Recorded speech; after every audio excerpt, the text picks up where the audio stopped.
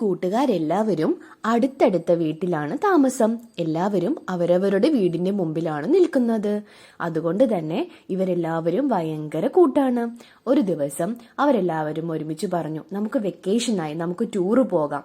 അങ്ങനെ എല്ലാവരും കൂടി തീരുമാനിച്ച് ഒരു ബീച്ചിലേക്ക് യാത്ര പുറപ്പെട്ടു. അവിടെ ചെന്നവർ ഒരുപാട് കളിച്ചു. അതിലെ ഒരു ബോട്ട് പോകുന്നത് കണ്ടപ്പോൾ അവർക്കും ഒരു ആഗ്രഹം, ബോട്ടിൽ യാത്ര ചെയ്യണമെന്ന്. അങ്ങനെ അവർ തീരുമാനിച്ചു, നമുക്കും ഒരു ബോട്ട് കണ്ടുപിടിച്ച് നമുക്കും യാത്ര ചെയ്യാം.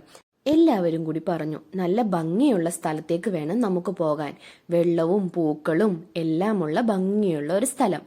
പറഞ്ഞതുപോലെ തന്നെ നല്ല ഭംഗിയുള്ള ഒരു സ്ഥലത്ത് അവർ ചെന്നുപെട്ടു. നല്ലപോലെ അവിടെ കളിച്ച് ഉല്ലസിച്ചു. നല്ല രസമായിരുന്നു. അവർ പറഞ്ഞു, ഇതെന്നും ഓർമ്മയിൽ നിർത്താൻ വേണ്ടി നമുക്കൊരു ഫോട്ടോ എടുക്കാം. അങ്ങനെ എല്ലാവരും നല്ലപോലെ പോസ് എല്ലാം ചെയ്ത് ഒരു ഫോട്ടോ എടുത്തു. ഫോട്ടോ കൈ കിട്ടിക്കഴിഞ്ഞപ്പോൾ കരടി പറഞ്ഞു, ഈ കൂട്ടത്തിൽ ഏറ്റവും ഭംഗിയില്ലാത്തത് തേനീച്ചയ്ക്കാണ്. ഇത് കേട്ടപ്പോൾ പാവം തേനീച്ച ഒരുപാട് വിഷമമായി. അവൻ കരയാൻ തുടങ്ങി. ഇത് കണ്ടപ്പോൾ അണ്ണാറക്കണ്ണൻ തേനീച്ചയോട് പറഞ്ഞു, തേനീച്ച, നീ എന്തിനാ ഇത്രയും വിഷമിക്കുന്നത്? നീ ഉണ്ടാക്കുന്ന തേന് എത്ര രുചിയാണ്.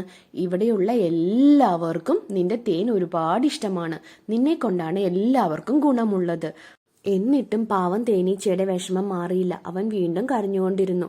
ഇത് കണ്ടപ്പോൾ കരടിക്ക് ഒരുപാട് വിഷമമായി. അവനും കരയാൻ തുടങ്ങി. അവൻ പറഞ്ഞു, ഞാൻ ഒരു തമാശയ്ക്ക് വേണ്ടിയാണ് പറഞ്ഞത്, എന്നോട് ക്ഷമിക്കൂ.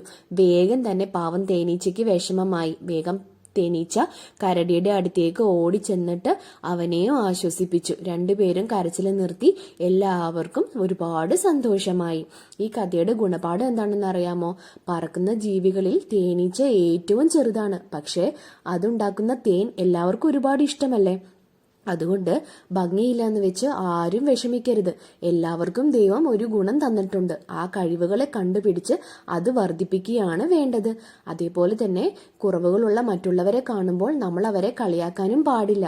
നന്ദി കൂട്ടുകാരെ. ഈ കഥ നിങ്ങൾക്ക് ഇഷ്ടമായോ? ഈ ചാനൽ സബ്സ്ക്രൈബ് ചെയ്തിട്ടില്ലെങ്കിൽ സബ്സ്ക്രൈബ് ചെയ്യാൻ മറക്കരുത് കേട്ടോ. ബെല്ലൈക്കണും അമർത്തണം. താങ്ക്